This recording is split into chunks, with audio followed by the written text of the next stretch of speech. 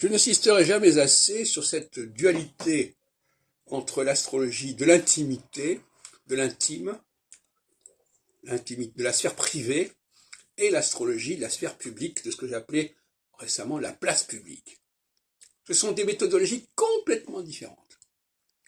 Les méthodologies de l'astrologie intime, c'est quelque chose qui se passe par rapport à une personne donnée, par rapport à ce qu'elle veut intégrer du discours astrologique, de ce qu'elle comprend du schéma astrologique qu'on lui propose, qui est celui de son thème astral, etc., et de ce qui en dérive. Et donc l'astrologue qui pratique cette astrologie intime, eh bien, il est à la merci, si on peut dire, de son client. Parce qu'il n'a aucun moyen de recouper ce que son client va lui dire. Au moins, moyen objectif, je peux dire. Il peut recouper par le thème, par l'astrologie elle-même, il ne peut pas recouper les documents eux-mêmes, les éléments eux-mêmes qu'il fournit.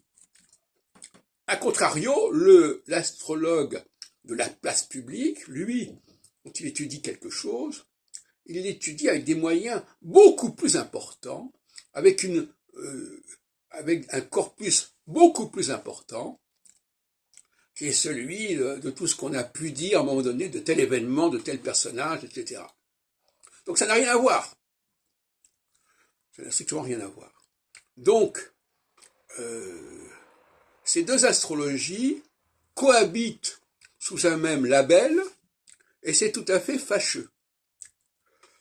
Il faut que l'astrologie intime aille dans un sens, et l'astrologie de la place publique dans un autre sens, et que l'astrologie intime se raccorde à toutes les modes, non seulement de divination, mais de psychothérapie, etc., etc., et que l'astrologie de la place publique se raccorde avec les sciences sociales, avec les sciences politiques, avec les sciences historiques.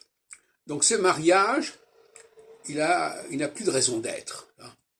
Il est extrêmement fâcheux, parce que quand on demande est-ce que l'astrologie est une science, alors quelle astrologie? L'astrologie intime, l'astrologie de la place publique, on n'en sait plus rien, et donc c'est une confusion pas possible. Bon, je crois qu'il est important de procéder ainsi, et de cette façon, cette astrologie hybride, qui est un mélange de l'astrologie intime, d'astrologie place publique, elle n'est plus supportable, elle n'est plus gérable, elle n'est plus viable. Il faut qu'il y ait deux formes d'astrologie, deux méthodologies astrologiques qui se différencient, qui s'éloignent l'une de l'autre. Et donc je suis pour un schisme au sein de tout ce système-là, ou plus exactement, en tout cas pour une verticalité, si on peut dire, c'est-à-dire que l'on ne mette pas sur le même plan l'astrologie de la place publique, qui est la véritable astrologie qui doit exister au niveau épistémologique, au niveau scientifique, et puis des formes dérivées d'astrologie qui doivent rester à leur place, qui doivent être modestes, même si elles concernent beaucoup de gens, mais en réalité, elles concernent beaucoup moins de gens que l'astrologie de place publique, par définition. Et sur l'astrologie de l'astrologie publique, je répète encore une fois, que l'astrologie des 12 signes, avec les gens du Bélier et Taureau, ça, c'est une astrologie de la place publique. C'est pas une astrologie intime. C'est une astrologie qui concerne des millions de gens qui se retrouvent avec le même système, avec le même signifiant.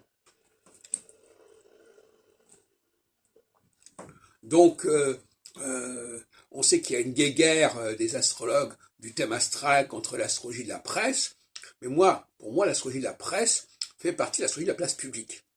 Et l'astrologie intime, elle a autre chose, et elle doit nécessairement adopter les méthodologies de l'astrothérapie, du contact avec le client, du suivi avec le client.